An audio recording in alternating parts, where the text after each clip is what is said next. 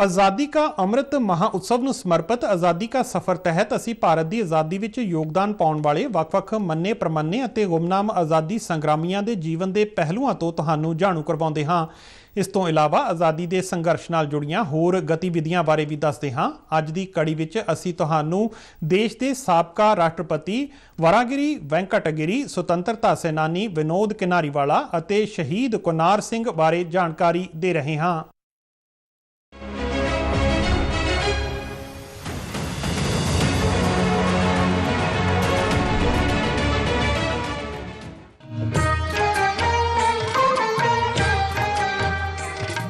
ਅੱਜ ਅਸੀਂ ਦੇਸ਼ ਦੇ ਸਾਬਕਾ ਰਾਸ਼ਟਰਪਤੀ ਵਰਾਗਿਰੀ ਵੈਂਕਟਗਿਰੀ ਨੂੰ ਯਾਦ ਕਰ ਰਹੇ ਹਾਂ, ਜਿਨ੍ਹਾਂ ਦਾ ਜਨਮ ਸਾਲ 1894 ਵਿੱਚ 10 ਅਗਸਤ ਨੂੰ ਹੋਇਆ ਸੀ। ਉਹਨਾਂ ਨੇ ਮਜ਼ਦੂਰ ਵਰਗ ਦੇ ਹਿੱਤ ਵਿੱਚ ਸਾਮਰਾਜਵਾਦੀ ਬ੍ਰਿਟਿਸ਼ ਸਰਕਾਰ ਖਿਲਾਫ ਕੰਮ ਕੀਤਾ। ਉਹ ਮਜ਼ਦੂਰ ਸੰਘ ਦੇ ਇੱਕੋ ਇੱਕ ਨੇਤਾ ਸਨ ਜੋ ਦੇਸ਼ ਦੇ ਰਾਸ਼ਟਰਪਤੀ ਬਣੇ। I feel proud and honored by the citizens of Delhi to be present here on this great and memorable occasion, the eve of our Independence Day. This is not the time, if I may say so, for making speeches, but it is a time for action.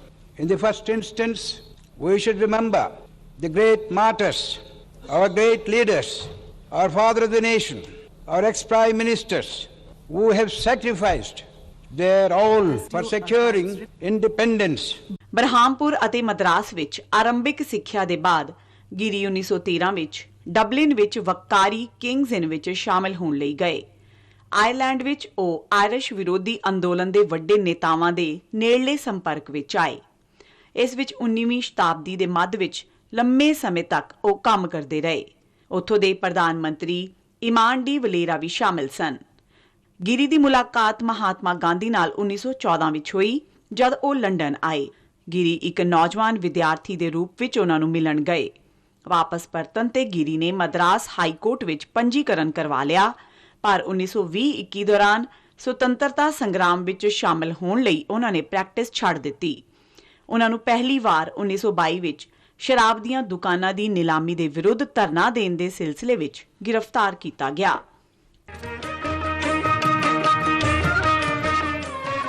VV ਗਿਰੀ ਸਰਬ ਭਾਰਤੀ rail ਕਰਮੀ union ਦੇ ਸੰਸਥਾਪਕ member ਸਨ। ਉਹਨਾਂ ਨੇ 1931 ਵਿੱਚ London ਵਿੱਚ ਦੂਜੇ ਗੋਲਮੇਜ਼ ਸੰਮੇਲਨ ਵਿੱਚ ਭਾਗ ਲਿਆ। 1927 ਵਿੱਚ ਉਹਨਾਂ ਨੇ ਬੰਗਾਲ ਨਾਗਪੁਰ ਰੇਲਵੇ ਹੜਤਾਲ ਦੀ ਅਗਵਾਈ ਕੀਤੀ ਅਤੇ ਇਤਿਹਾਸਕ ਅੰਦੋਲਨ ਚਲਾ ਕੇ ਬ੍ਰਿਟਿਸ਼ ਪ੍ਰਬੰਧਨ ਅਤੇ ਸਰਕਾਰ ਨੂੰ ਕਿਰਤੀਆਂ ਨਾਲ ਗੱਲਬਾਤ ਲਈ ਮਜਬੂਰ ਕਰ ਦਿੱਤਾ। ਗਿਰੀ ਨੇ 1937 ਵਿੱਚ ਮਦਰਾਸ ਵਿਧਾਨ ਸਭਾ ਦੀਆਂ ਚੋਣਾਂ ਵਿੱਚ ਬੋਬਿਲੀ ਦੇ ਰਾਜਾ ਨੂੰ ਹਰਾ ਕੇ ਇਤਿਹਾਸ ਰਚਿਆ, ਜਿਸ ਤੋਂ ਬਾਅਦ ਉਹ ਮੁੱਖ ਮੰਤਰੀ ਸੀ ਰਾਜ ਗੋਪਾਲਾਚਾਰੀ ਦੀ ਪ੍ਰੋਵਿੰਸੀਅਲ ਸਰਕਾਰ ਵਿੱਚ ਕਿਰਤ ਮੰਤਰੀ ਬਣ ਗਏ। 1947 ਵਿੱਚ ਉਹ ਫਿਰ ਟੀ ਪ੍ਰਕਾਸ਼ਮ ਦੀ ਸਰਕਾਰ ਵਿੱਚ ਮਦਰਾਸ ਦੇ ਕਿਰਤ ਮੰਤਰੀ ਬਣੇ, ਪਰ ਸਿਲੋਨ ਵਿੱਚ ਭਾਰਤ ਦੇ ਰਾਜਦੂਤ ਨਿਯੁਕਤ ਕੀਤੇ ਜਾਣ ਤੇ ਉਹਨਾਂ ਨੇ ਅਸਤੀਫਾ ਦੇ ਦਿੱਤਾ। ਗਿਰੀ ਨੇ ਉੱਤਰ ਪ੍ਰਦੇਸ਼, ਕੇਰਲ ਅਤੇ ਕਰਨਾਟਕ ਦੇ ਰਾਜਪਾਲ ਦੇ ਰੂਪ ਵਿੱਚ ਵੀ ਦੇਸ਼ ਦੀ ਸੇਵਾ ਕੀਤੀ। ਸਾਲ 1967 ਵਿੱਚ ਵੀਵੀ ਗਿਰੀ ਦੇਸ਼ ਦੇ ਉਪ ਰਾਸ਼ਟਰਪਤੀ ਬਣਾਏ ਗਏ। 1969 ਵਿੱਚ ਰਾਸ਼ਟਰਪਤੀ ਜ਼ਾਕਿਰ ਹੁਸੈਨ ਦੇ ਦੇਹਾਂਤ ਤੋਂ ਬਾਅਦ ਕੰਮ ਚਲਾਊ ਰਾਸ਼ਟਰਪਤੀ ਬਣੇ। ਉਹਨਾਂ ਨੇ 1969 ਤੋਂ ਲੈ ਕੇ 1974 ਤੱਕ ਭਾਰਤ ਦੇ ਰਾਸ਼ਟਰਪਤੀ ਦੇ ਰੂਪ ਵਿੱਚ ਦੇਸ਼ ਦੀ ਸੇਵਾ ਕੀਤੀ। ਇਸ ਦੌਰਾਨ ਦੇਸ਼ ਵਿਦੇਸ਼ ਵਿੱਚ ਕਈ ਵੱਡੇ ਬਦਲਾਅ ਹੋਏ। ਬੈਂਕਾਂ ਦਾ ਰਾਸ਼ਟਰੀਕਰਨ ਹੋਇਆ। ਬ੍ਰਿਟਿਸ਼ ਇੰਡੀਆ ਸਮੇਂ ਤੋਂ ਪਹਿਲਾਂ ਦੀਆਂ ਰਿਆਸਤਾਂ ਲਈ ਜਾਰੀ ਪ੍ਰੀਵੀ ਪਰਸ ਬੰਦ ਕਰ ਦਿੱਤੇ ਗਏ। 1 ਕਰੋੜ ਤੋਂ ਵੱਧ ਸ਼ਰਨਾਰਥੀਆਂ ਵੱਲੋਂ ਭਾਰਤ ਆਉਣ ਤੋਂ ਬਾਅਦ ਪੂਰਬੀ ਪਾਕਿਸਤਾਨ ਦਾ ਬੰਗਲਾਦੇਸ਼ ਦੇ ਰੂਪ ਵਿੱਚ ਉਦੈ ਹੋਇਆ। ਵੀਵੀ ਗਿਰੀ ਨੂੰ ਉਹਨਾਂ ਦੀ ਜਨ ਸੇਵਾ ਲਈ 1975 ਵਿੱਚ ਭਾਰਤ ਰਤਨ ਨਾਲ ਸਨਮਾਨਿਆ ਗਿਆ।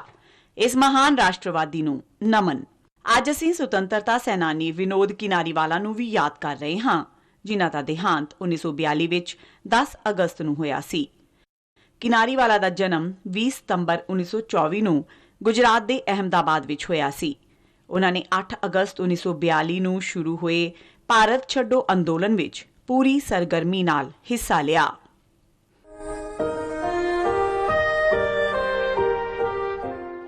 ਅੰਦੋਲਨ ਦੌਰਾਨ ਕਿਨਾਰੀਵਾਲਾ ਦੇ ਕਾਲਜ ਦੇ ਵਿਦਿਆਰਥੀ ਅਹਿਮਦਾਬਾਦ ਵਿੱਚ ਇਕੱਠੇ ਹੋਏ। ਬ੍ਰਿਟਿਸ਼ ਸਰਕਾਰ ਦੇ ਖਿਲਾਫ ਨਾਅਰੇ ਲਗਾਉਂਦੇ ਹੋਏ ਉਹਨਾਂ ਨੇ 10 ਅਗਸਤ 1942 ਨੂੰ ਭਾਰਤ ਛੱਡੋ ਦਾ ਸੱਦਾ ਦਿੱਤਾ।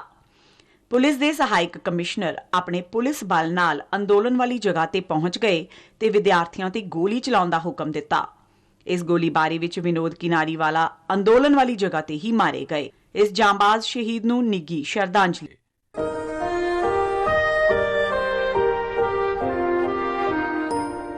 ਅੱਜ ਅਸੀਂ ਸ਼ਹੀਦ ਕੁਨਾਰ ਸਿੰਘ ਨੂੰ ਵੀ ਸ਼ਰਧਾਂਜਲੀ ਦੇ ਰਹੇ ਹਾਂ। ਝਾਂਸੀ ਉੱਤਰ ਪ੍ਰਦੇਸ਼ ਦੇ ਕੁਨਾਰ ਸਿੰਘ ਨੇ ਆਜ਼ਾਦੀ ਦੀ ਪਹਿਲੀ ਲੜਾਈ ਦੌਰਾਨ ਅੰਗਰੇਜ਼ਾਂ ਨਾਲ ਸੰਘਰਸ਼ ਲਈ ਫੌਜੀਆਂ ਦੀ ਅਗਵਾਈ ਕੀਤੀ। ਉਹਨਾਂ ਨੇ ਸੁਤੰਤਰਤਾ ਸੈਨਾਨੀਆਂ ਦੀ ਆਰਥਿਕ ਸਹਾਇਤਾ ਵੀ ਕੀਤੀ। ਕੁਨਾਰ ਸਿੰਘ ਨੂੰ ਬ੍ਰਿਟਿਸ਼ ਫੌਜ ਨੇ ਗ੍ਰਿਫਤਾਰ ਕਰ ਲਿਆ। ਉਹਨਾਂ ਤੇ ਲੁੱਟ-ਖਸੁੱਟ, ਹੱਤਿਆ ਅਤੇ ਅੰਗਰੇਜ਼ਾਂ ਖਿਲਾਫ ਵਿਦਰੋਹ ਭੜਕਾਉਣ ਦੇ ਦੋਸ਼ ਲਗਾਏ ਗਏ। ਉਹਨਾਂ ਨੂੰ 10 ਅਗਸਤ 1858 ਨੂੰ ਫਾਂਸੀ ਦੇ ਦਿੱਤੀ ਗਈ। ਦੇਸ਼ ਦੇ ਇਸ ਮਹਾਨ ਸਪੂਤ ਨੂੰ ਨਮਨ।